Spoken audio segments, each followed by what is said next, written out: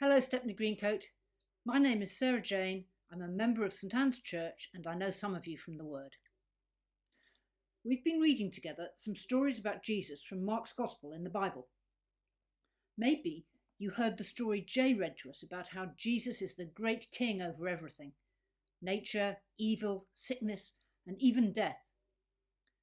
Then Richard read the story of how Jesus' friends understood that he was God's promised king, but they couldn't understand it when he said he must die. Why ever would the King of the universe do that? Later on, Jesus said this to his friends: I came to give my life to save many people. But would he really do that? Let's listen to today's story. At this point, Jesus has been betrayed to the authorities. He's been tried and sentenced to death, even though he's never done anything wrong. As we read, listen out for some amazing things that happened when Jesus died.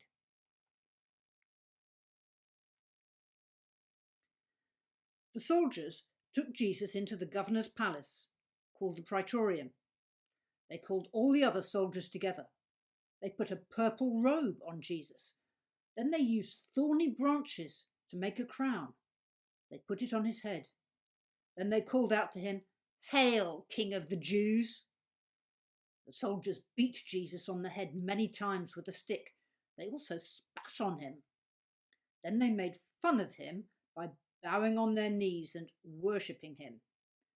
After they'd finished making fun of him, the soldiers took off the purple robe and put his own clothes on him again. Then they led Jesus out of the palace to be killed on a cross. They were being horrible to Jesus, weren't they? They knew he was claiming to be king, but they didn't believe him. Let's read on. There was a man from Cyrene coming from the fields to the city. The man was Simon, the father of Alexander and Rufus. The soldiers forced Simon to carry the cross for Jesus. They led Jesus to the place called Golgotha. Golgotha means the place of the skull. At Golgotha, the soldiers tried to give Jesus wine to drink. This wine was mixed with myrrh, but he refused to drink it. The soldiers nailed Jesus to a cross. Then they divided his clothes among themselves. They threw lots, that means they gambled, to decide which clothes each soldier would get. It was 9 o'clock in the morning when they nailed Jesus to the cross. There was a sign with the charge against Jesus written on it. The sign read, "The King of the Jews." They also put 2 robbers on the crosses beside Jesus, one on the right and the other on the left. Imagine if you'd just been passing by that day. Would you have looked up at Jesus and thought, wow, there's the King of the universe, the Son of God himself?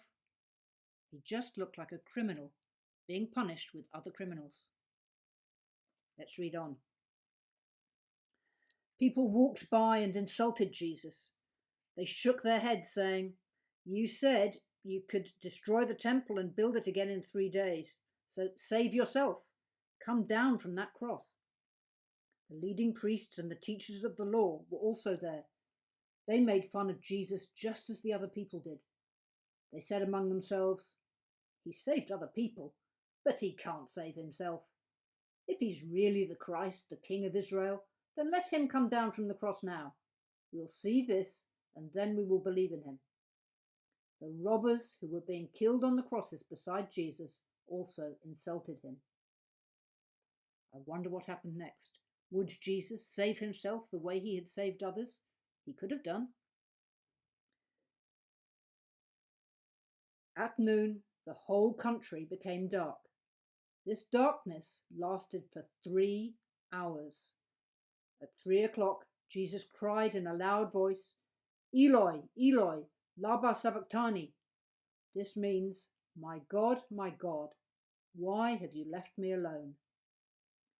Some of the people standing there heard this. They said, "Listen, he's calling Elijah." One man there ran and got a sponge. He filled a sponge with vinegar and tied it to a stick. Then he used the stick to give the sponge to Jesus to drink from it. The man said, "We should wait now and see if Elijah will come to take him down from the cross." Then Jesus cried in a loud voice and died. When Jesus died, the curtain in the temple split into two pieces. The tear started at the top and tore all the way down to the bottom. The army officer that was standing there before the cross saw what happened when Jesus died. The officer said, "This man really was the Son of God." Did you notice the amazing things that happened? The darkness and the high, thick temple curtain split in two from top to bottom. But Jesus didn't stop himself from dying. He chose to die. And the final amazing thing was that the Roman army officer understood. He saw that it was when Jesus died that Jesus showed he really was the Son of God.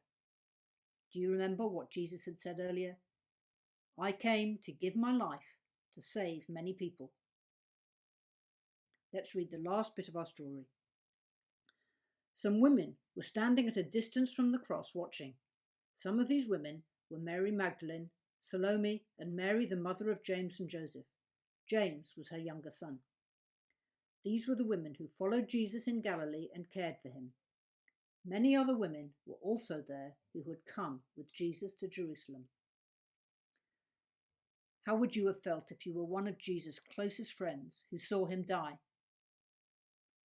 I think I'd have felt very sad. But our next story will be about what happened to them 3 days later. Bye.